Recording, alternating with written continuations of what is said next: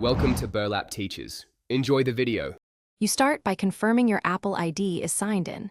That account will be the identity iMessage uses instead of a phone number. Once signed in, go to Settings, open Messages, and toggle iMessage on. Make sure Wi-Fi or cellular data is active. iMessage needs internet. Next, tap Send and Receive and select only your Apple ID email as the reachable address. This step switches routing so messages use your Apple ID rather than a cellular number.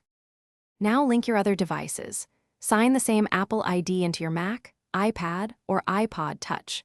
On each device, open Messages, enable Messages in iCloud to sync threads, and go to Preferences or Settings, right arrow Send and Receive.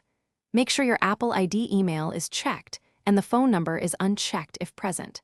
Select that email as the address to start new conversations.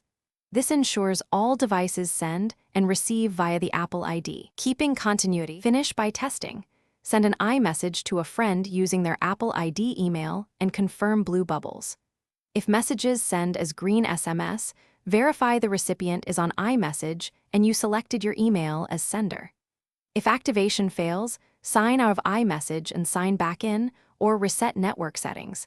Sometimes waiting 10-15 minutes helps Apple's servers register the change. If problems persist, restart devices and recheck send and receive selections to restore Apple ID routing. Thanks for watching. Consider subscribing if this video helped you.